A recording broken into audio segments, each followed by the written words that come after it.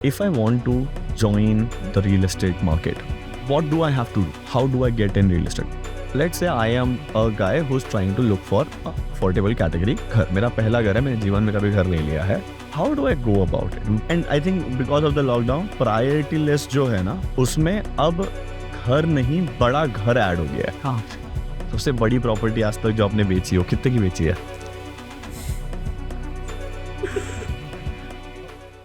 You are the guy who's selling houses here. So you are into real estate.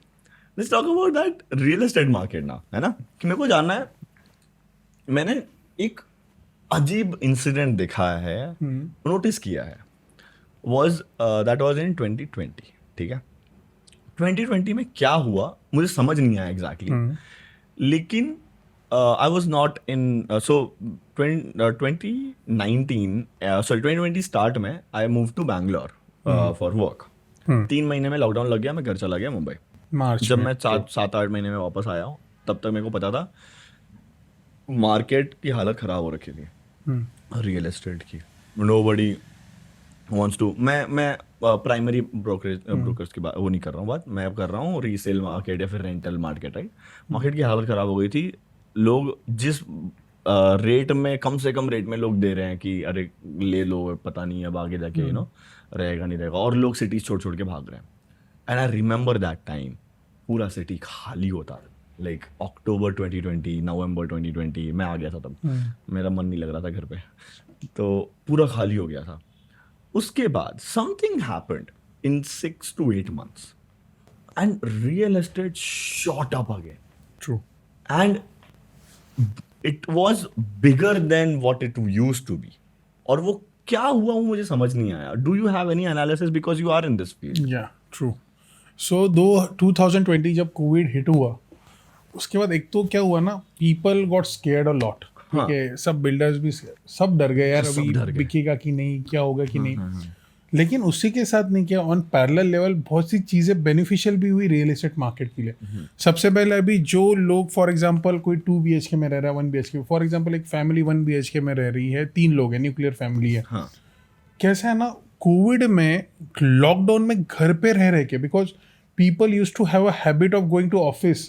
Monday to Friday office जाना है, बच्चा Monday to Friday school जा रहा है, even अगर wife working है तो वो भी मंडे टू फ्राइडे घर पे टाइम कोई नहीं था. सो उनके लिए 1 BHK भी बड़ा घर था.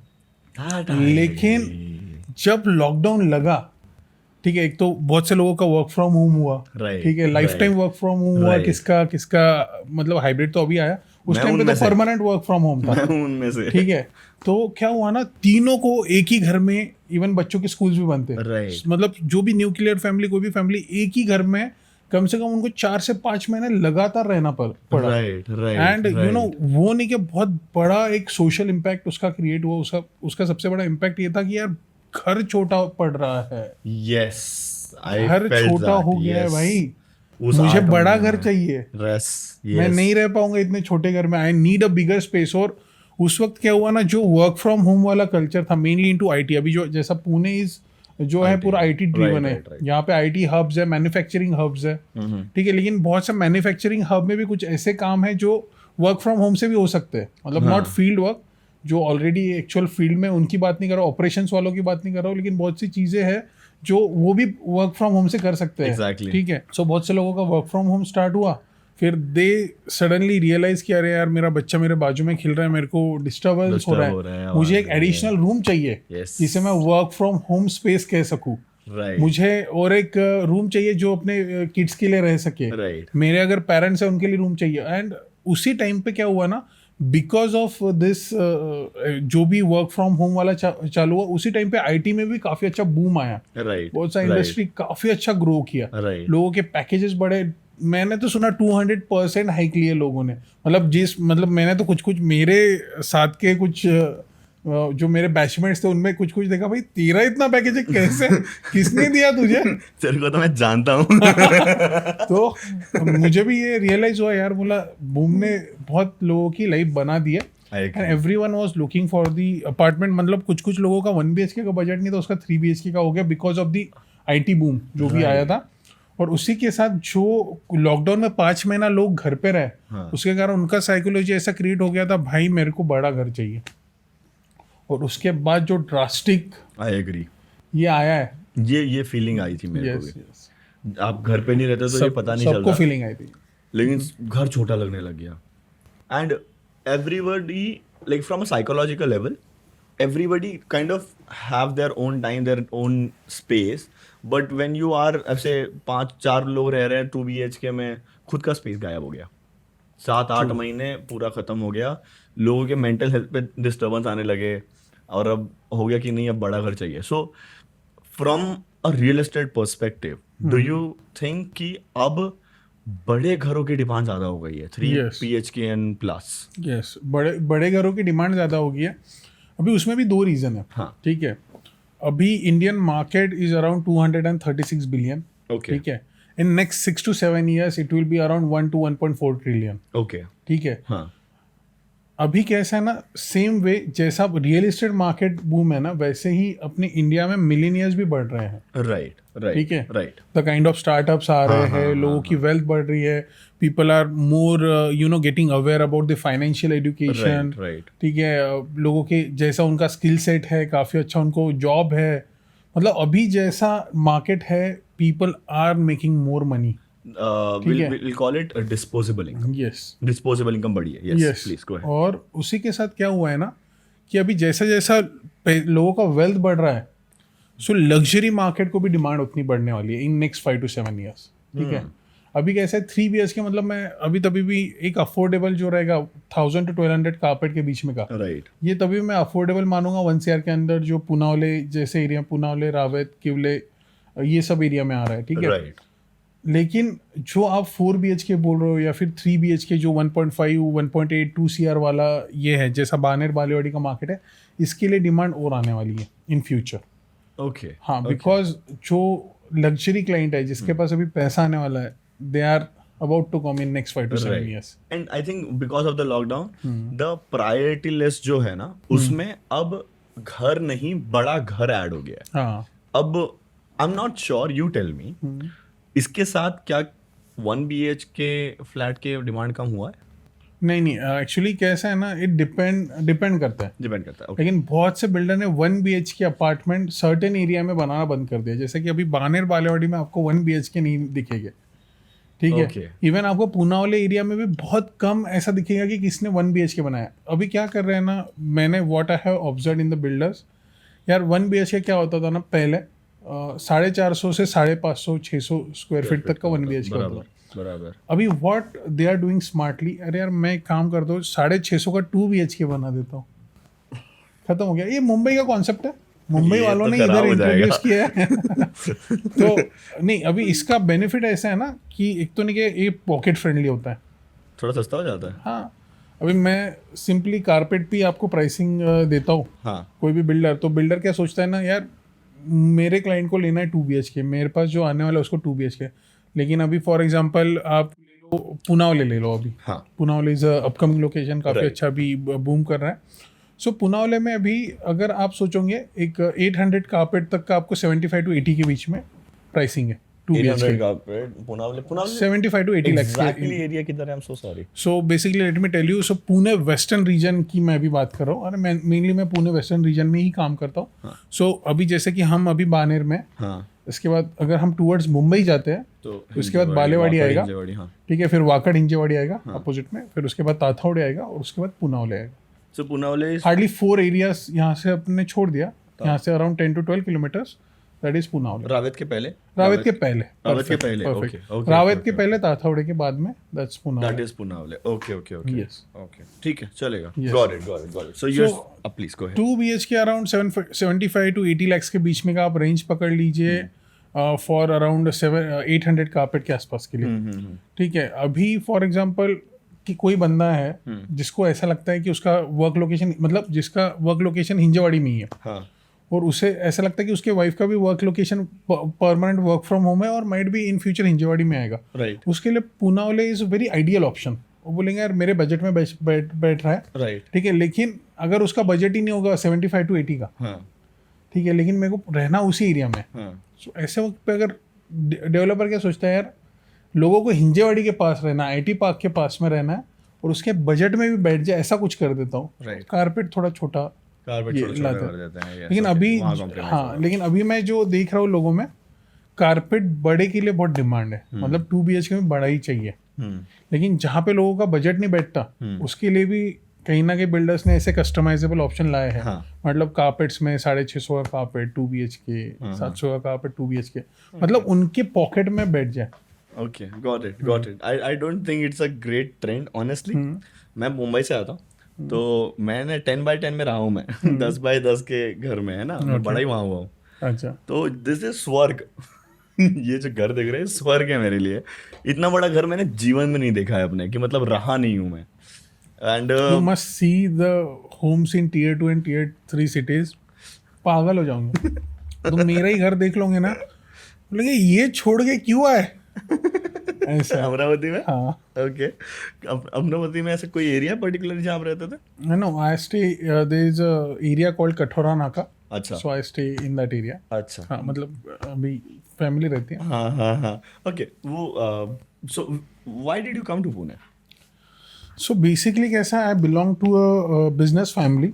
अच्छा, व्हाट बिजनेस? या what business? So my father is into some agriculture का भी हमारा है, फार्मिंग का भी है, okay. And we also have a liquor business. अरे वाह, या so that's money making machine. या सो एक्चुअली बट ऐसा था कि माय ग्रैंडफादर एजुकेशन का फैट बड़ा था। मतलब मेरे ग्रैंडफादर इतना पढ़ नहीं पाए, he was just 4th class pass, but still he was very interested to learn something. English सब पढ़ना आता था, शार्प थे, वेरी हार्ड वर्किंग है। ओके एंड उन्होंने ही अपना बिजनेस बिल्ड किया, but he was always very keen on that education वाला थिंग। पढ़ाई लिखाई तो करनी चाहिए, तो उन्होंने उनके पांचों जो उनके ये थे सबको पढ़ाई लिखाई कराई। सो मेरी 3 बुआएं, ऑलमोस्ट मेरी 2 बुआएं तो टीचर थी, एक तीसरी बुआ भी थी टीचर, लेकिन उन्होंने वो कंटिन्यू नहीं किया, सबसे बड़ी बुआ ने, बट स्टिल सबने एजुकेशन लिया। और फिर वो जो है ना, पढ़ाई लिखाई तो करनी ही है आपको फैमिली में, जरूरी है। ये सब धंधा वंधा ठीक है, लेकिन पढ़ाई लिखाई का अलग स्टेटस है। ये ऑलवेज हमारे इसमें हमको हमारे दिमाग में ही डाला गया वो चीज। तो फिर मुझे ऐसा लगता था भले ही ये पैसा कमा रहा है, लेकिन मेरे दिमाग में ऐसा हो गया बचपन से, नहीं, जो पढ़ाई लिखाई करेगा वो सबसे ऊपर। मैं पढ़ाकू था नहीं, लेकिन मुझे जो बताया गया है कि मुझे पढ़ना है, मुझे डिग्री लेनी है, वो जरूरी है। भले वो 50% है, 51% है, लेकिन लेनी तो है। बिकॉज वैसे, और मेरे इसमें हमारा रीजन ही वैसा है। अच्छा, everyone seeks an opportunity in metro cities। ठीक है, तो फिर मैंने भी, सबने इंजीनियरिंग किया, मैं बोला मैं भी करता हूँ इंजीनियरिंग। तो मैंने भी इंजीनियरिंग को एडमिशन ली, इंजीनियरिंग हुआ, फिर मैंने सिविल इंजीनियरिंग किया। अच्छा, हाँ, बहुत टफ गया मुझे, बिकॉज मैं पढ़ाकू था नहीं, बट मैं सबसे मतलब एक्चुअली बहुत से लोग बोलते हैं यार ये डिग्री ये है, ज़रूरी नहीं है, ऐसा नहीं है, बट यार there is lot to learn. ठीक है, मैं बोलता हूँ पढ़ाई छोड़ के भी अगर आप एक्स्ट्रा करिकुलर में भी रहना, तो आपको बहुत से स्किल सेट आ जाते हैं। सबसे बड़ी चीज़ मैं जो सीखा हूँ ना यार, वो है नेटवर्किंग करना। मतलब मेरा, अगर मैं ये बिजनेस में सर्वाइव कर पाया हूँ, it's only because I got lot of friends at that time. Right. So जब मैं अच्छे से नहीं कर पा रहा था, तभी मुझे रेफरल्स मिले और तभी मेरे मैक्सिमम बिजनेस हुआ। सो मुझे लगता है वो बहुत बड़ा इंपॉर्टेंट ये था, इसलिए आई एम थैंकफुल कि मैंने इंजीनियरिंग किया। ठीक है। उसके बाद मुझे पता था भाई मैं कोई टेक्निकल वाला बंदा हुई नहीं। ये मैं ऐसा कुछ चीज़ करूँगा जो भाई मुझे समझे, मुझे बातें करना अच्छा लगता है। ठीक है। I love networking. मैं ऐसे कोई फील्ड में जाऊँगा जो मेरे थोड़े रिलेटेड हो। ठीक है। That's why I choose MBA in marketing. Okay. So मैंने यहाँ पे MBA मार्केटिंग किया, तो मैं तब इतना, मैं बोला बस अपने को MBA पढ़ना है, ठीक है, इतना कुछ नहीं। लेकिन मेरे को ये इम्पोर्टेंस ही नहीं समझा, IIM जाने के बाद आपका लेवल बहुत अलग अप होता है। एग्जैक्टली। ठीक है, तो फिर मैं बोला नहीं, अभी जो मिल रहा है वो ले लो। मैं भले ही और 1 साल रिपीट कर देना चाहिए था, मुझे ऐसा लगता है तब, but still. So I did my MBA from Sinhagad. और मुझे ये समझा, आप पुणे के कोई भी MBA कॉलेज से, मतलब एक्सेप्ट सम ग्रेड है, मतलब आप फॉर एग्जांपल सिम्बोसिस छोड़ दो, ऐसा कुछ 1-2 इंस्टीट्यूट छोड़ दिए पुणे के, तो कोई भी इंस्टीट्यूट से MBA करो, आखिर में आपको जाना तो सेल्स में ही है। सिर्फ सेल्स करना है आपको, ठीक है। हर प्रोफाइल का नाम अलग रहेगा, business development executive, business development manager, senior sales executive, senior executive. बेचना ही है भाई, कुछ नहीं करना है। बहुत एक बढ़िया जोक याद आया। So there is this stand up comedian called Devesh Dikshit. उसने कोई एक स्टैंड अप ये बनाया था, उसमें ये चीज बोलता है कि MBA का कोर्स 2 साल का होता है, लेकिन वो 1 साल में पढ़ा के भेज देते हैं कि जाओ इंटर्नशिप करो सिम कार्ड बेचने के लिए, और कितना पढ़ोगे तुम लोग, तुमको कौन सी सर्जरी वर्जरी करनी है। तो वैसे ही चीज थी। तो फिर मैंने MBA किया, मेरे को रियलाइज हुआ अरे यार मतलब कुछ अलग नहीं कर रहे हो, आपको सेल्स ही करना है। लेकिन फिर मैंने आई एक्सेप्टेड द फेट। मैं एक अच्छे डेवलपर फॉर्म में लगा था उस टाइम पे, और आई वॉज इन CRM। और लाइफ में मैंने कभी जॉब नहीं किया था।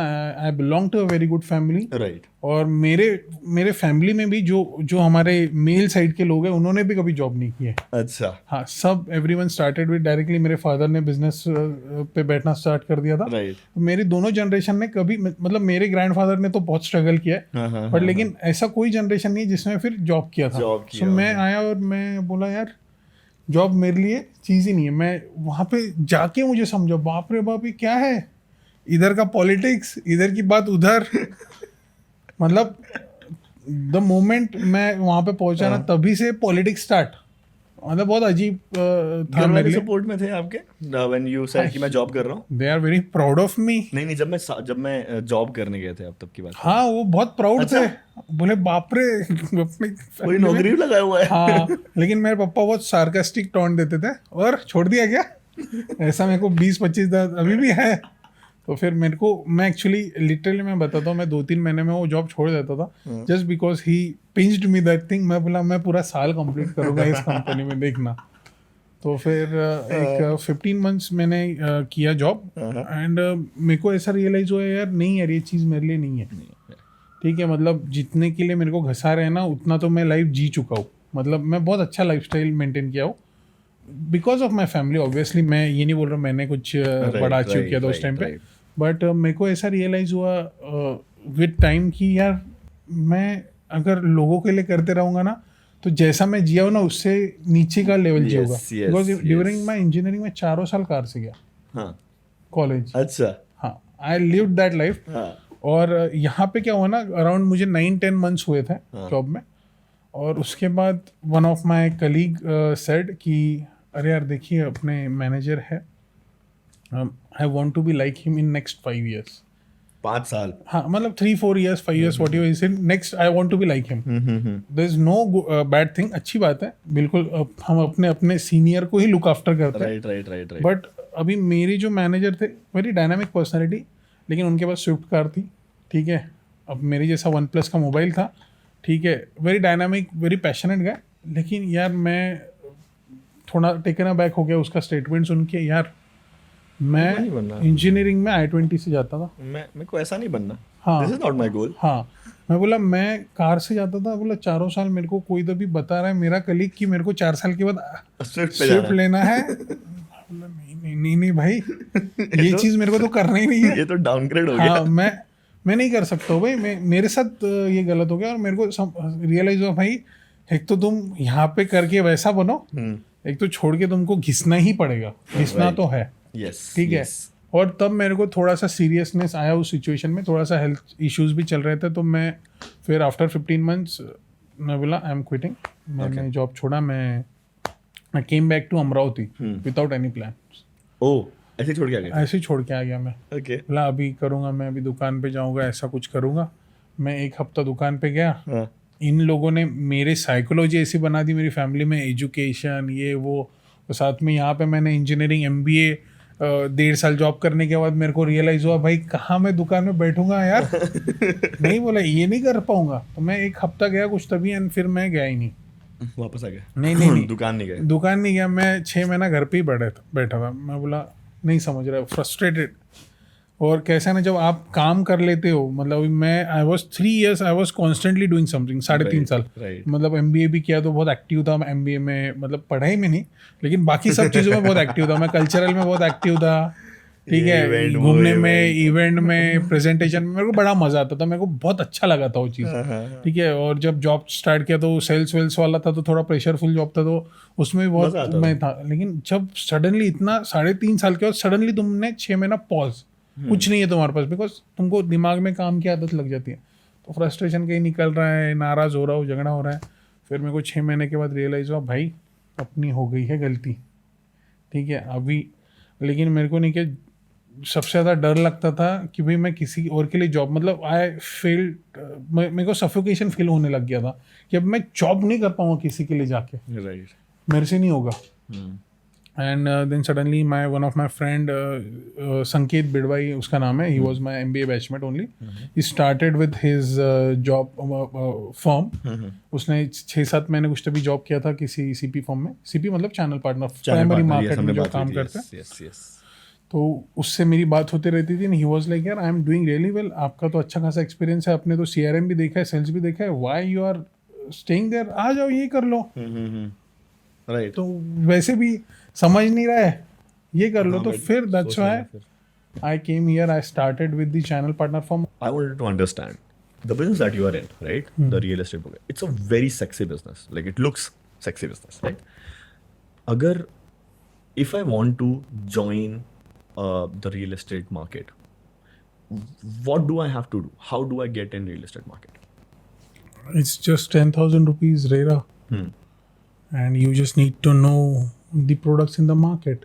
When you say product, it's properties. Properties, For projects. you, it's products. Yeah. Okay. And that's how you start. Hardly your setup will be ready within 20 to 30,000. What setup you talking about? क्या setup? For a visiting card, if you want to make, you need to take a RERA registration, or by your name or by your firm name. So basically, if you are forming an individual firm, individual entity, then the RERA would cost you around 10,000 plus taxes, around 500 rupees, 10,500 rupees. ठीक है. If you are forming an individual firm, it will cost you the same 10,000 rupees around. But if you are forming an LLP or private limited company, then it would go around 1 lakh rupees. अच्छा ऐसे होता है. Yes, ऐसा होता है. Why? Firm का अलग उन्होंने कॉस्ट रखा है for the it's RERA guidelines, जो कि रेरा ने उन्होंने रखा है कि फॉर प्राइवेट लिमिटेड और an LLP you have to pay 1 lakh rupees, it's a firm. ठीक है. बट फॉर एन इंडिविजुअल उन्होंने कम रखा है, द रीजन बीइंग कि लोगों को अपॉर्चुनिटी मिल सके. राइट. ठीक है. So lot of people wanted to do business, this business is low cost business. ठीक है. You don't need to pay a lot. Right. Yeah that's why. Okay. You were talking about the two different ways or two different industry to go in real estate. Maybe there are two, right? Let's talk about that. So there is two industry, which means primary and secondary market. That's what I'm talking about. Not the industry, it's market in real estate. ठीक है. One is primary, which is completely new and under construction properties, which will be you are selling it from the developer to the client. Achha. And in secondary market, or you can say resale market, it's like you are doing resale. एक client का flat है, दूसरे client को sell करना है, and you are the middle one. Okay. जो वो transaction करा रहा है. Okay. हाँ, उसमें मतलब secondary में सब आ जाएगा, rental आ गया आपका, resale आ गया, and all these things. Okay. Yeah. What market do you suggest कि जाना चाहिए? So basically it depends. अभी जैसा कि for someone who is a localite in this city or in this area, for example Baner, Wakad, Balewadi market is too hot. Right. और यहाँ का जो localite है उनके they already have a connection in this area. तो उनके पास already बहुत से लोग होंगे जिनकी properties होंगी, they are out of state, out of country. Yeah. और उनके पास already inventory है, they could able to easily start the resale ये और rental वाला thing. Because उनके लिए inventory is not an issue. Okay. Inventory मिल गई, आप client ढूंढ लोगे, you could able to do the marketing. For example आपने कोई portal ले लिया, उस पर ad चला दी, आपने listing कर दी. Portal in the sense? What portal? Magic Bricks, Housing, 99 Acres, OLX. How does it work? Like, do I have to get registered with them? कैसे होता है? So basically they will ask you for your RERA number. हाँ, ठीक है. In secondary market तो वो भी नहीं लगता है. अच्छा, उसमें रेरा भी नहीं लगता. प्राइमरी में ही आपको रेरा देना पड़ता है. So anyone can like go and say कि बाबा मैं ब्रोकर हूँ. हाँ. कोई रजिस्ट्रेशन कोई एक ऐसा होता होगा शॉप एक्ट, बस आपका थोड़ा जो बेसिक ये है वो आपको निकालना पड़ेगा. आप कोई बिजनेस कर रहे हो तो एक शॉप एक्ट रहता है, रखेगा, वो आपको करना पड़ेगा. आपका करंट अकाउंट होना चाहिए थोड़ा बहुत, हाँ. आपका विजिटिंग कार्ड, ये सब बेसिक चीजें is necessary, that's it. Okay. So there is no barrier to entry. No barrier to entry, that's the problem. Yeah, that's what. Why do you think it's a problem? It's a problem because अभी for example if ठीक है secondary market में you couldn't able to do anything, ठीक है, मतलब वहाँ पे barrier to entry हो ही नहीं सकती. जिसके पास इन्वेंट्री है ही इज द राजा. उसमें ना एजुकेशन लगता है ना कुछ लगता है. Right. आपके पास इन्वेंट्री है, आपको बस बायर ढूंढना है उसके लिए, आपका गेम सेट है. लेकिन प्राइमरी मार्केट में कैसा है ना, अभी somebody सेलिंग अ प्रॉपर्टी, और यहाँ पे बैरियर टू एंट्री इसलिए चाहिए कि फिर कोई भी आ जाता है. जैसे मैंने कहा कि सिर्फ आपका 20-30 हज़ार में धंधा सेटअप हो रहा है, यार कल जाके कोई भी यार जो पढ़ा लिखा नहीं है, कुछ भी कर रहा है, कुछ नहीं समझता है, कोई भी आलू प्याज कोई भी बेचने वाला कोई भी चालू कर सकता है. यार कोई भी कर सकता है ना. मतलब अभी हमने recently actually when I was, अभी तो शादी हो गई, when I was living as a bachelor अपने बंदों के साथ, तो हमारे यहाँ कुक आता था. तो वो कुक बताता मेरे गाँव का, मतलब उसके स्टेट के कोई तो भी गांव का लड़का यहाँ पे टाई पहन के प्रॉपर्टी सेल कर रहा है. I was so shocked to know यार, ना एजुकेशन ना उसको कुछ पता है, कि एटलीस्ट मार्केट्स के बारे में तो पता है. हाँ, ना ट्रेंड है. उसने बस देखा किसको तो भी सीखा 15-20 दिन में, अरे भाई ये तो अपने को आ गया. इसमें रिस्की गेम ऐसा है कि यार देखो यार, they are not well informed, they are not well educated. क्या चिपका दे, गलत चिपक गया आपको, लाइफ टाइम की सेविंग बर्बाद है इसमें. Right. ठीक है. और मैं सी द डिफरेंस, आपको you are running a digital marketing agency, ठीक है.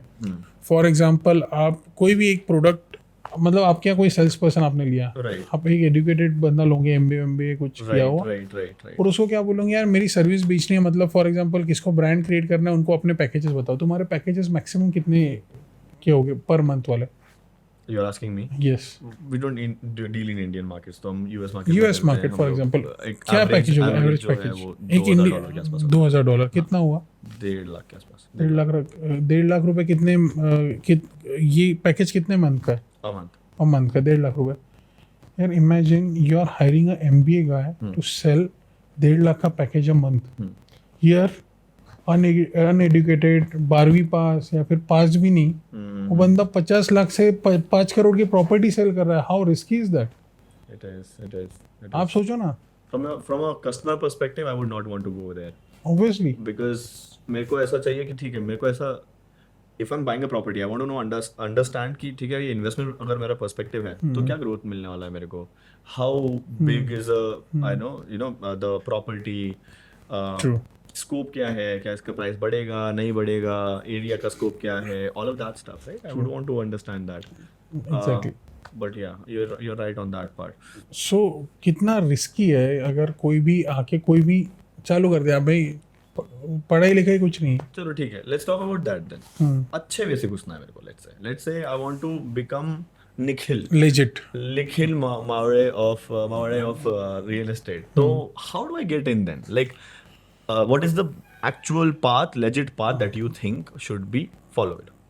मुझे लगता है if somebody is did education, for example किसने ग्रेजुएशन किया है, if he is more willing to study, मुझे लगता है MBA करना चाहिए. It gives you more of एक क्या बोलते हैं उसको, फ्रेमवर्क क्रिएट करता है. आप जो पढ़ते हो 10 चीज़ें जो ऑर्गेनाइजेशन बिल्ड के लिए ज़रूरी है, सब्जेक्ट्स ही वैसे हैं, फाइनेंशियल मैनेजमेंट है, ऑर्गेनाइजेशनल बिहेवियर है, मार्केटिंग मैनेजमेंट है, you get to learn a lot. और आप कोई ऑर्गेनाइजेशन में काम करते हो, आपको स्ट्रक्चरिंग समझता है. ये पोजीशन का आपको यहाँ पे रिपोर्टिंग है, these are the reports that you have to submit, ये सब चीज़ें तुमको समझती है. और आपको नहीं क्या एक क्या बोलते हैं उसको, इंटीग्रिटी सिखाते हैं कोई भी ऑर्गेनाइजेशन में. This is not gonna work, this will work, ये आपने ऐसा ही करना चाहिए था, ये आपने वैसे ही करना चाहिए था. There are some rules and regulation. और जब आप ये माइंडसेट फ्रेमवर्क बनाते हो तो आपने क्या खुद का भी स्टार्ट कर रहे हो, तो ये फ्रेमवर्क के साथ स्टार्ट करते हो कि यार there are some rules and regulation, there is an integrity. ठीक है, आप वो हिसाब से चलो, नो चोरी चकारी, नो कुछ ऐसा। सो वही मैं अपने ऑर्गेनाइजेशन से सीख के स्टार्ट किया। इसलिए आई नेवर कोई स्टीलिंग नहीं, कोई चोरी नहीं, जो भी करूँगा ईमानदारी से करूँगा, ये माइंडसेट से गया। दैट्स व्हाई मुझे ऐसा लगता है कि थोड़ा एजुकेशन आपका होना चाहिए, एटलीस्ट यू डू MBA, आप थोड़े एक अच्छे ऑर्गेनाइजेशन में काम करो, 1-1.5 साल तभी एटलीस्ट दो। That's enough. हाँ, आपने MBA किया, फिर उसके बाद आपने 1-1.5 साल भी जॉब किया, 2 साल भी जॉब किया, दैट्स इनफ। ठीक है, एंड देन यू स्टार्ट। और आपने सेम अभी फॉर एग्जांपल रियल एस्टेट में स्टार्ट करना है तो कोई रियल एस्टेट कंपनी में स्टार्ट करो। मुझे लगता है मेरे वक्त मेरी एक ही मिस्टेक होगी कि मैंने डेवलपर लॉबी में काम किया, और मैंने नहीं किया कोई चैनल पार्टनर लॉबी में काम नहीं किया।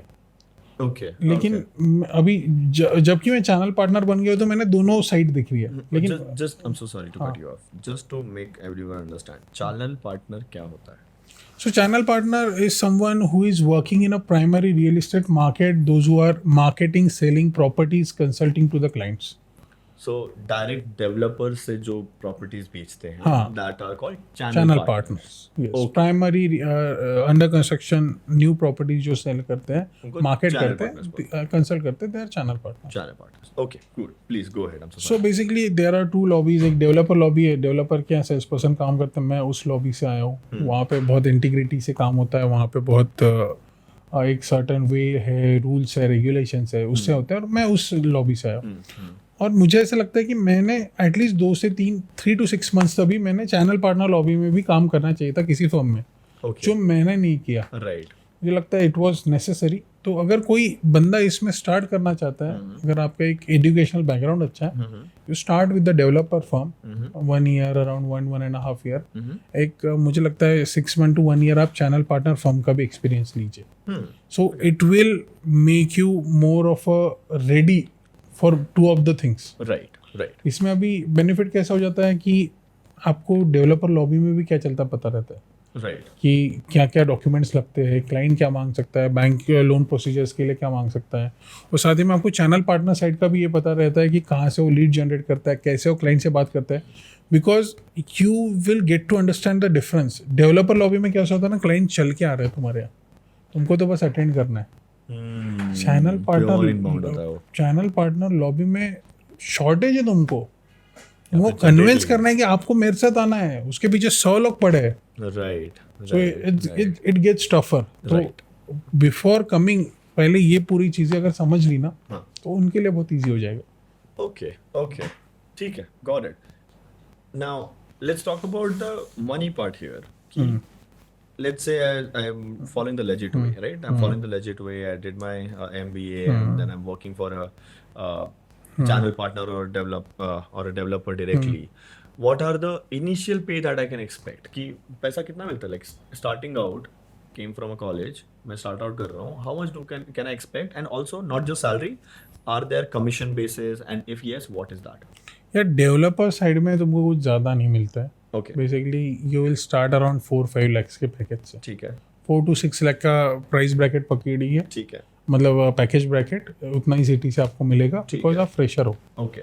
ठीक है। और कोई सीपी फर्म में भी उतना ही मिलेगा आपको, 3 to 5 लाख के बीच में पकड़िए आप। ठीक है। एज अ स्टार्टिंग ये। ओके। फिर डिपेंड करता है आपका एक्सपीरियंस, जैसे जैसे आपका इंक्रीमेंट होता है, आपने कहीं स्विच किया, ठीक है, it could go up. Right. लेकिन आप जब बिजनेस की बात कर रहे हो तो ये तो जॉब वाला सेंटीमेंट हो गया। ठीक है। तो जॉब वाले सेंटीमेंट पे रहते हैं। मेरे को जानना है कि are there commission involved in the job as well? No, there is no incentives involved, लेकिन वो भी इतने कुछ नहीं रहता है। ठीक है।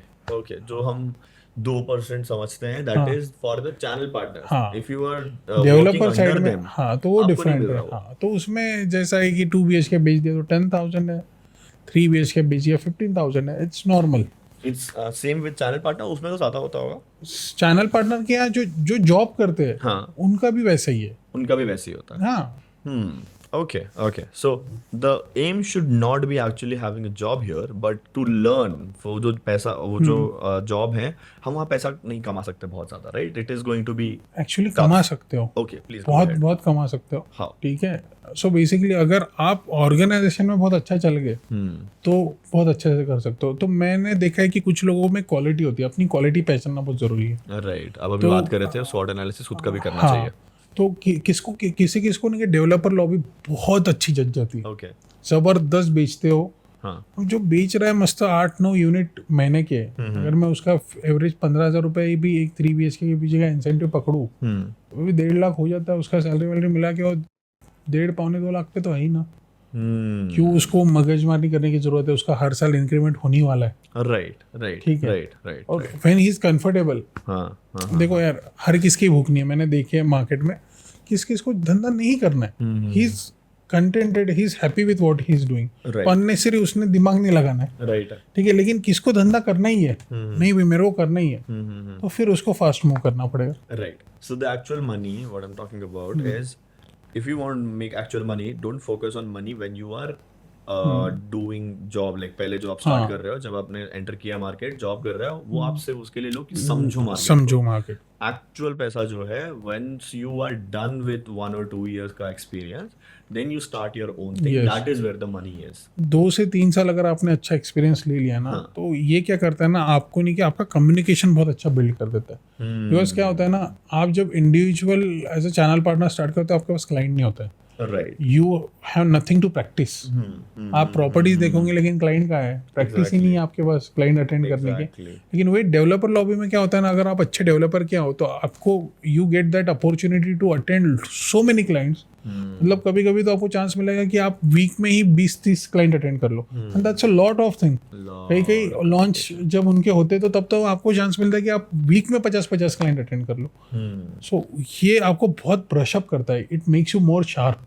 बिकॉज अगर आपने 20-30 क्लाइंट वीक के अटेंड कर रहे हो, कितने क्वेश्चंस आप पे फायर हो रहे हैं। राइट, आपको माइट भी 10 से 20 क्वेश्चन पता नहीं होंगे, लेकिन आप क्या करोगे ना, वो लिख के रखोगे और पूछोगे अरे क्या है, you are ready next time अगर कोई आपको क्लाइंट क्वेश्चन पूछता है राइट, तो आपको कितना पॉलिश करते जा रहा है वो दिन ब दिन। I get it. हाँ, सो ये बेनिफिट होता है जॉब में, आपने जॉब करने का। Okay, so from what you said, what I understood, I tell you what I understood. There is no barrier to entry अगर आप डायरेक्टली रियल एस्टेट में घुसना चाहते हो। Yes, but if you want to be really successful in there, you should not go there. पहले जाओ, job करो, अच्छा करो, अपने आप को ब्रश अप करो, क्योंकि अपने जब चालू भी कर दोगे तो अपने एक्सपेंस पे करने में मजा नहीं आएगा, किसी और के एक्सपेंस पे कर लोगे, आप अच्छा खासा ब्रश अप हो जाओगे, you will have that personality जो सामने बेच सके आदमी को, राइट। और इसमें after that you start, yes, and that will make you successful, you are saying. हाँ, सो इसमें बेनिफिट क्या होता है ना, आपके सीनियर्स रहते हैं, आपके मैनेजर्स रहते हैं, lot of people are working on you. Right, आपको 10 चीजें बताएंगे, अरे ऐसा नहीं है, क्लाइंट को समझो, ये समझो, उसका साइकोलॉजी समझो, वो क्या देख रहा है समझो, उसको भापो, उसका एक्सप्रेशन से समझो, उसका ये सब चीजें देखो, ये सब आप वहाँ पे सीखते हो। नाइस पर्सनालिटी डेवलपमेंट होता है वहाँ पे उस 1-2 साल। प्रेशर बिल्ड होता है, प्रेशर होने के बाद कैसा करोगे आप, जब प्रेशर आता है तो अरे यार मैनेजर मार रहा है तुम्हारी, फिर तुमको समझता है अरे नहीं क्लाइंट चाहिए, I need to push. Right, वो आपको एक बिल्ड करता है, पेशेंस आप में आ जाता है, फिर वो रेजिलियंस बिल्ड करता है, पर्सनालिटी बिल्ड होती है वैसे। So very good answer. और उसके बाद क्या है ना, अभी आपने डेवलपर क्या काम कर लिया, अभी डेवलपर क्या होता है ना, एक sales person he comes in an attitude, एक ईगो बिल्ड हो जाता है, अरे बहुत क्लाइंट है। लेकिन अगर ऐसा वो चैनल पार्टनर बने ना, परेशान हो जाएगा।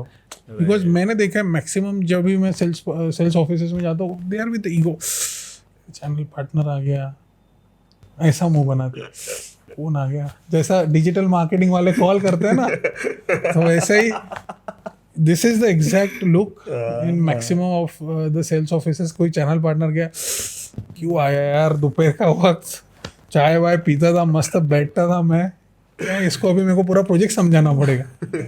मैं भी जब था ना भाई, मैं भी वैसा ही था। लेकिन मैं इसलिए बोलता हूँ कि कोई अगर बिल्डर लॉबी से चैनल पार्टनर बनना चाहता है ना, 5 से 6 महीना किसी चैनल पार्टनर फर्म में काम करे, बिकॉज वो नहीं कि एक एटीट्यूड कैरी कर लेता है, कंफर्ट कैरी कर लेता है, मैं बाप हूँ, क्योंकि तुम्हारे पास इनबाउंड लीड भर के यार, तुमको मेहनत नहीं करनी उसके लिए, समझाना है, बस समझाना है, ये है लो। उसके बाद मेनली क्लाइंट को चैनल पार्टनर ही उसमें का 50% काम कर देगा, अगर उसको बेचना है तो ठीक है। एग्जैक्टली आपको करना ही नहीं है ज्यादा, वो समझा के लाया। बस आपका सबसे बड़ा खेल है निगोशिएशन के, कैसा आप क्लाइंट को ये करते हो, ठीक है। तो अभी अगर कोई बिल्डर लॉबी से बनना चाहता है तो मुझे लगता है उसने 5-6 महीने चैनल पार्टनर बनना चाहिए. उसको समझता है कि भाई कितना शॉर्टेज है लीड्स का. ठीक है, उसको 10 वो सेल्स ऑफिसेस घूमेगा, उसको तब समझेगा यार अपन वहाँ पे थे तो इज्जत थी, जैसे चैनल पार्टनर बन गए रे भाई. इसलिए बहुत से बिल्डर लॉबी के लोग चैनल पार्टनर्स बनना कम पसंद करते हैं, बिकॉज इसी डर से. बिकॉज जैसा the way channel partners gate treated is horrible. तो फिर यही चीज़ें तो 5-6 महीने काम किया ना तो उसको थोड़ा सा एक आइडिया आ जाता है भाई ऐसा मार्केट है, are you ready for it. Ready हो तो फिर घुसो. और फिर वहाँ पे क्या होता है ना, तो उनको कोल्ड कॉलिंग समझ में आती है यार, कोल्ड कॉलिंग करनी है, फिर कहाँ से लीड लानी है, कैसे लीड जनरेट करनी है. ठीक है, और हर एक लीड पे काम करने का अलग तरीका है. ठीक है. सो अभी मैं बहुत से रिसेंट में बहुत सक्सेसफुल रियल्टर से मिला हूँ. तो हर किसने बताया कि भाई पोर्टल की लीड पे काम करने का बहुत अलग तरीका है, गूगल की लीड पे काम करने का बहुत अलग तरीका है. क्योंकि माइंडसेट अलग लेके आते हैं लोग. नहीं, नॉट अ माइंडसेट. इसमें नहीं क्या ट्रिक है, there is lot of trick. मतलब मैं अभी रिसेंट में सुना, अभी जो पोर्टल्स पे लीड्स आती है ना, तो पोर्टल की लीड को आप एक बार टच बेस किया. अभी क्या होता है ना, एक पोर्टल की लीड को 15-20-25 लोग टच बेस करते हैं. राइट. अभी मैजिक ब्रिक्स पे अगर किसने क्लिक किया, कोई पोर्टल की एक लीड पे क्लिक किया, अभी वो it goes to multiple people, multiple channel partner, because सबको देना पॉसिबल नहीं है. यूनिक लीड्स बहुत कम रहती है. अभी कोई एजेंसी के पास गई हो, वो 10 एक ही लीड को 4-5 लोगों को दे देंगे. इसमें जिसको आई वो बांट के खा लो भाई. ठीक है, मेरे को तो धंधा चाहिए, 5 लोग उसको कॉल करो, भले एक ही कंपनी से कॉल कर रहे हो. कोई इंडिविजुअल होगा वो भी कॉल करेगा. ऐसा 20-25 लोग एक साथ उस पर टूट पड़ते हैं. क्लाइंट हो जाता है इरिटेट. ठीक है, फिर क्लाइंट क्या बोलता है ना 4-5 दिन के, भाई इन्होंने तो मेरे को परेशान कर दिया, ना काम करने देते ना सोने देते, सिर्फ कॉल कर रहे हैं. तो फिर क्लाइंट चिढ़ के फिर बोलना स्टार्ट कर देता है, अरे यार मैं नहीं देख रहा हूँ, आई am not interested. I have done that. हाँ, मैं इंटरेस्टेड नहीं हूँ, मेरे को देखना ही नहीं है. छोड़ दिया मैंने, कैंसिल कर दिया, मेरा प्लान ड्रॉप कर दिया. फिर यहाँ पर ट्रिक ऐसे है कि उसको 20 दिन के बाद तुमको कॉल करना है, जब सब शांत हो जाए. अरे ये तो देख ही नहीं रहा है, लेकिन एक्चुअल में वो देख रहा है. ओके. तो फिर तुम उसको 20 दिन के बाद कॉल करो, सर आप यू आर लुकिंग फॉर. या ये तो मेरे को किसने बताया, बिकॉज मैंने पोर्टल बाद में बंद कर दिया था. I never started using it, but this is the trick. Interesting, very interesting. Okay. तो हर एक इसकी अपनी अपनी ट्रिक है.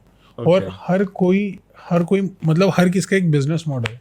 हर किसका सेम बिजनेस मॉडल नहीं है. कोई लोग कॉपी करने जाता है, उसका फ्लॉप हो जाता है. ठीक है, तो हर अपना बिजनेस मॉडल खुद डिजाइन करना पड़ता है. यार ये मेरे लिए वर्क कर रहा है, लेट मी डू दिस. पाइवोटिंग करना पड़ता है, ये मेरे लिए वर्क कर रहा है, ये मैं करता हूँ. ठीक है, थोड़ा बहुत उनसे इंस्पिरेशन लीजिए, थोड़ा बहुत उनसे कॉपी कीजिए, लेकिन आप पूरा मॉडल नहीं कॉपी कर सकते, आपको नहीं जमेगा.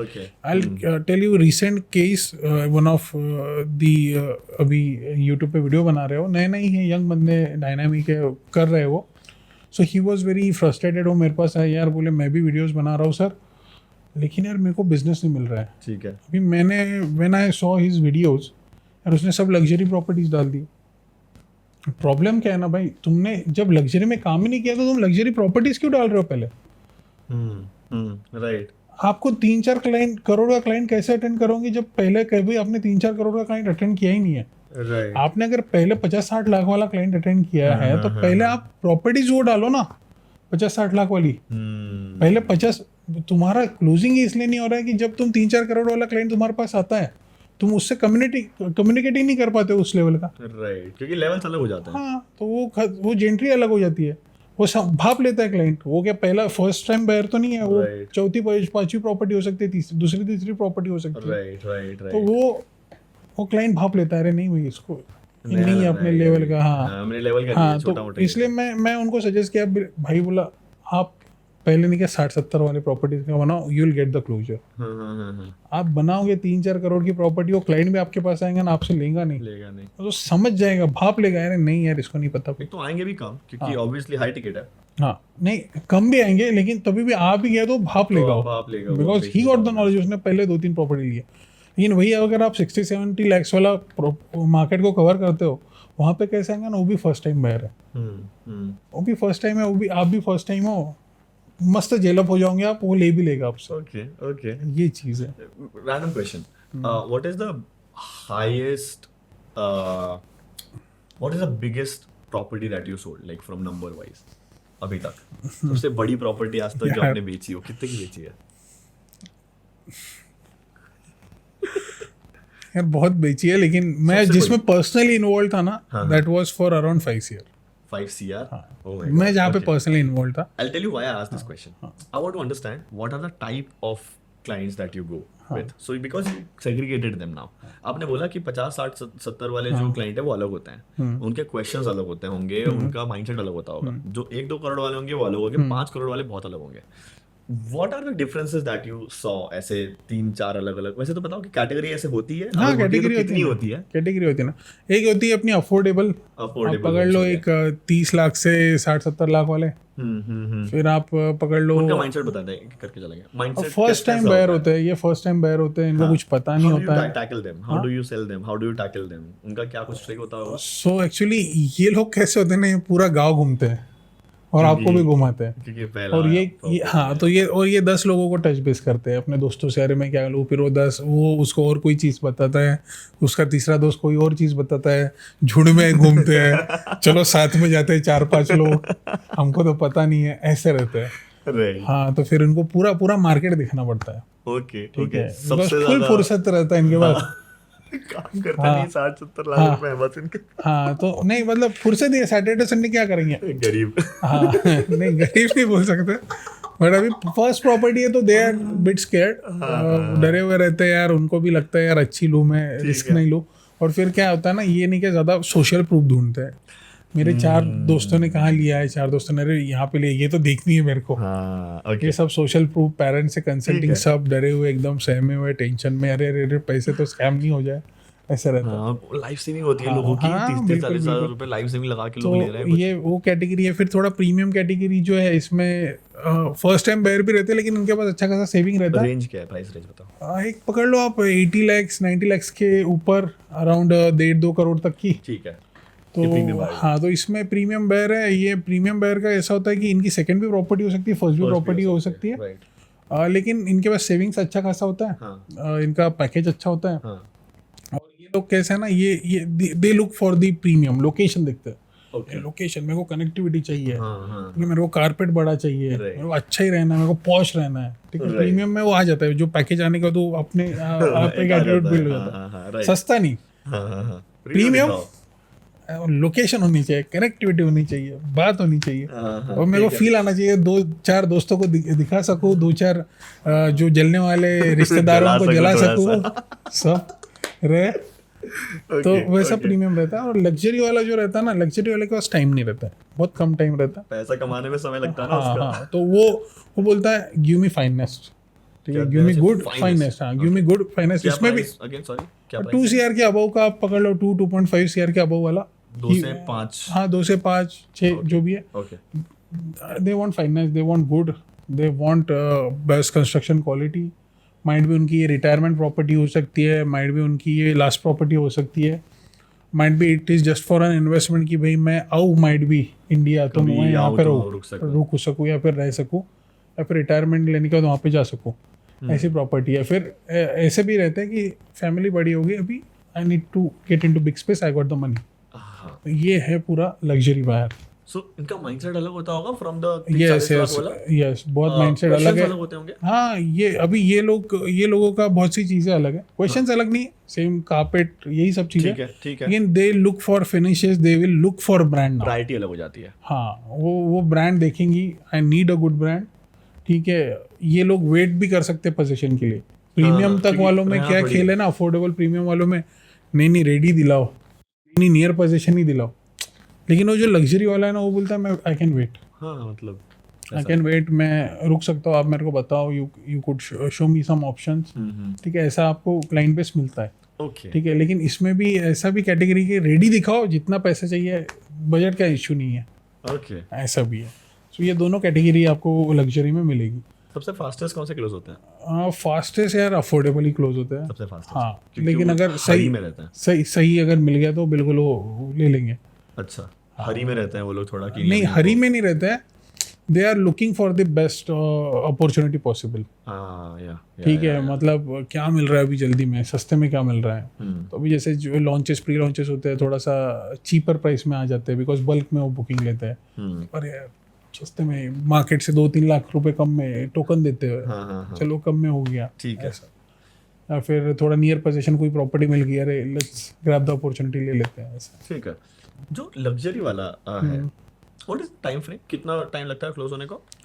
मुझे जितना ऑब्जर्व हुआ है ना, कभी कभी तो विद इन मंथ हो जाता है, कभी कभी 3-3, 4-4 महीने लेता है। कुछ लोग तो 1 साल से 3 साल का भी टाइम लाइन ले सकते हैं, डिपेंड करता है। हाँ, बीच में ड्रॉप कर देते हैं, प्लान नहीं देखते बाद में, फिर बीच में वापस आ जाते हैं, अरे नहीं I was busy in something, अभी मैं वापस देख रहा हूँ। ओके। हाँ, तो 1 से 3 महीना लगता है, 90 डेज तक। हाँ, मजा किसमें? मजा तो लग्जरी में आता है। बिकॉज नहीं क्या, वहाँ पे आपको लर्न करने बहुत कुछ मिलता है। Okay, because they are already somewhere, the people, lesson जो मिलते हैं ना, लेसन सीखने मिलते हैं, वो अफोर्डेबल में मिलते हैं। ओके। सामने वाला परेशान कर देगा आपको। ये भी देखा था, मतलब क्या करेगा ना, आप उसको 5 अच्छे ऑप्शन बताओगे, तो वो बोलेगा 5 और ऑप्शन है मैंने देखे जो आपको पता भी नहीं रहेंगे। अरे भाई ये कौन सा प्रोडक्ट है भाई? मतलब कुछ भी लोकल CD ग्रेड के बिल्डर का भी देख के आएगा, मैं आई विल स्क्रैच माय, भाई ये किसका प्रोडक्ट है, क्या देखा? बिकॉज बीइंग, अभी आप अगर किसी को कंसल्ट कर रहे हो तो आप बोलोगे यार मैं अच्छे ब्रांड दिखाता हूँ, ए ग्रेड ज़्यादा B कैटेगरी बिल्डर तक दिखाता हूँ, ये CDE भी देख लेंगे और बोलेंगे अरे बोला कौन सा प्रोडक्ट भाई, बिल्डर का कौन है? हाँ, तो ये बड़ा चैलेंज होता है, यहाँ पे लेसन सीखने बहुत मिलते हैं। ओके। हाँ, मतलब बढ़िया, हाँ, मतलब प्रॉपर घिसाते हैं आपको ये, लेकिन वहाँ पे लर्निंग है, बहुत ये लर्न करने बहुत मिलता है वहाँ पे। Okay, how do you get lead from for the luxury part? मतलब आई नो छोटा वाला जो है वो तो मिल जाएगा शायद, लग्जरी वाले का लीड कहाँ से आएगा? यार मतलब, कैसा है ना, मैंने देखा है कि हर सोर्सेज जो पेड सोर्सेज है, सबसे लग्जरी का लीड मिल सकता है। अच्छा, ऐसा नहीं है, लोग बोलते हैं कि गूगल एड्स से मिलेगा, कुछ बोलते हैं फेसबुक से ही मिलेगा। ठीक है, मेनली गूगल एड्स पे ज़्यादा लोग ये करते हैं, एम्फसाइज करते हैं। लेकिन मुझे ऐसा लगता है कि मैंने ऐसा देखा है, मेरे कुछ दोस्त उन्होंने पोर्टल से भी लग्जरी क्लाइंट क्लोज किए बहुत अच्छे से। ओके, ठीक है, और साथ में सोशल मीडिया से भी किए और गूगल से भी किए। तो डिपेंड करता है, हर किसी के लिए अलग अलग चीज़ वर्क करती है। ओके, ठीक है, तो ये डिपेंड्स करता है on the personality of a person, क्या कहाँ से वो कैसा करता है। ठीक है, ठीक है।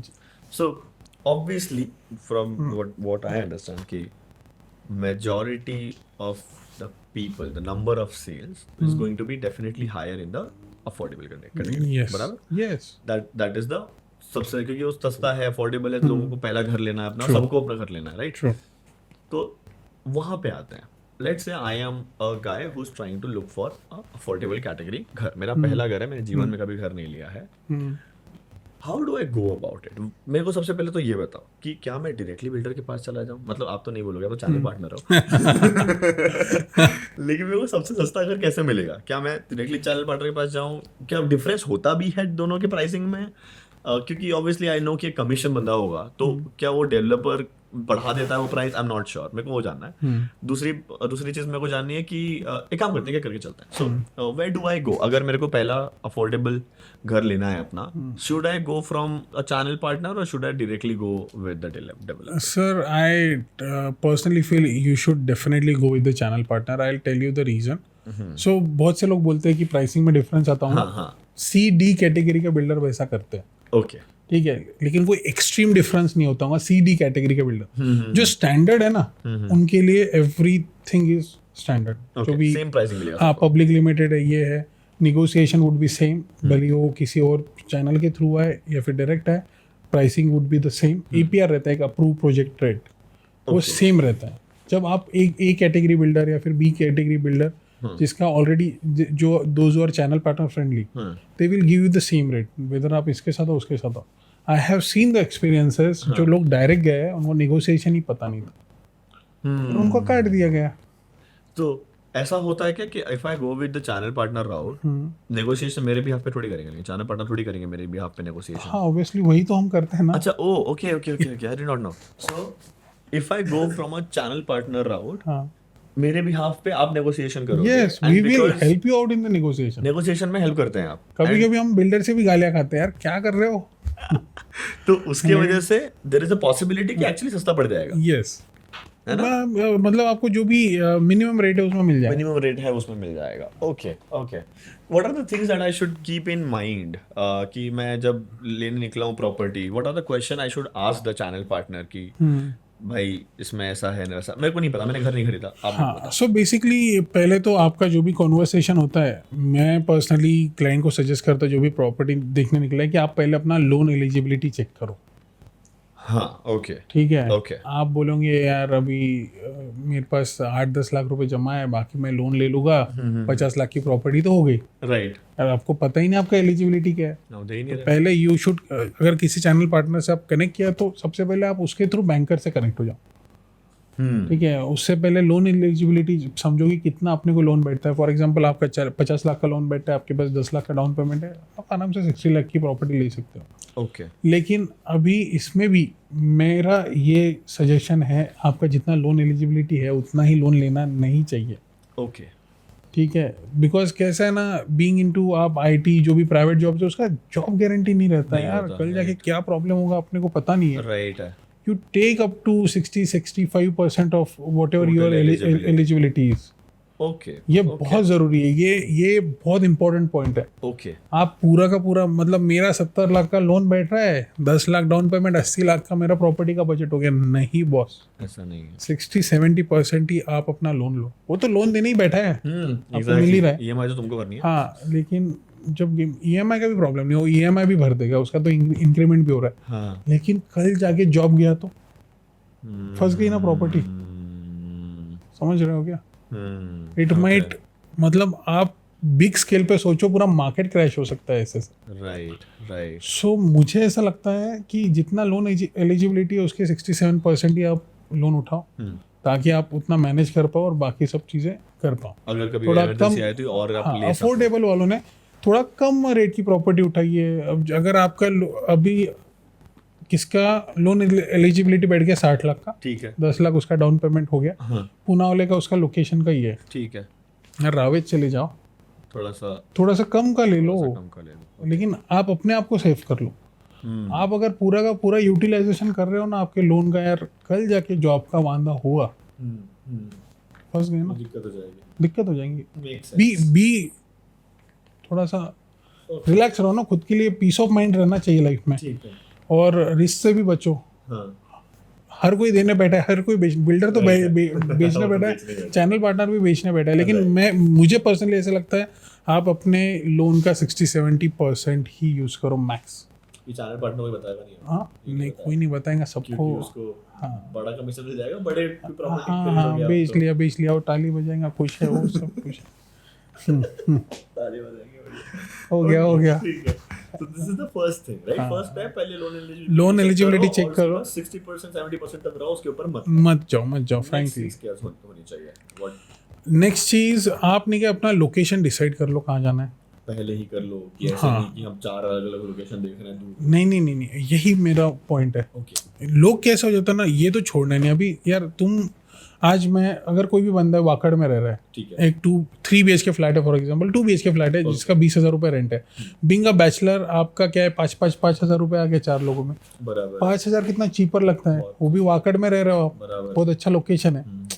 क्या होता है ना, फिर उससे वाकड़ छूटता नहीं है। अरे यार इतना अच्छा लोकेशन, फिनिक्स हाईवे, मस्त लाइफस्टाइल चल रही है, मैं ये लोकेशन छोड़ के तो जा ही नहीं सकता अभी। फिर वो क्या होता है ना, उसका एक ये अटैचमेंट बन जाता है लोकेशन से। अभी भाई उसका पैकेज हो गया है 20 लाख, बन गया उसका लोन एलिजिबिलिटी कुछ तभी 70-80 लाख, वो क्या सोचता है यार वाकड़ ही लूँगा, यही रहूँगा। ये जो इमेज, हाँ, इमोशनल हो जाते हैं यार, यहाँ पे ही अपने को सोचना है। ठीक है, आप पुनावले जाओगे कोई प्रॉब्लम नहीं है, बहुत अच्छा लोकेशन डेवलप हो रहा है, आप विजन सोचो, आपका वैसे भी प्रॉपर्टी आपको अंडर कंस्ट्रक्शन है, 2-3 साल के बाद ही मिलने वाला है, तब तक वो भी लोकेशन डेवलप हो जाएगी। आप अपने फंड का सोचो, don't get to attach to the location. जब आपका हिंजेवाड़ी में काम है, वहाँ से भी 10 मिनट में आप पहुँच जाओगे। ठीक है, सो आप अपने लोकेशन के हिसाब से अपना बजट के हिसाब से अपना लोकेशन डिसाइड करो। Okay. Don't get too emotional with the location. यहाँ पे रह रहा हूँ, सब पास में. मेरे को हर कोई नया कपल या फिर कोई भी बंदा जो अभी प्रॉपर्टी लेना है, क्या लोकेशन पे रहता हूँ यार, मेरे को इसके आसपास ही रहना है, छोड़ना ही नहीं है भाई. यहाँ पे ही ट्रैप हो जाते हैं लोग. तो अपने बजट के हिसाब से अपना लोकेशन चूज करो. ये बहुत जरूरी है. Okay, ठीक that है. makes sense. That makes sense. Cool. I think it was a great fun conversation with you, Nikhil. Thank you so much for doing this. It was Thank you for having me. It was a fun conversation. I learned a lot of things, and I think whoever is watching this, they would understand a lot about real estate markets, consumer point of view. अगर आपको business में घुसना है, job में घुसना है, how to get them. You were very fantastic with all the answers. So thank you so much for doing. Thank you for having me. Sure. Okay. Bye bye. Bye guys.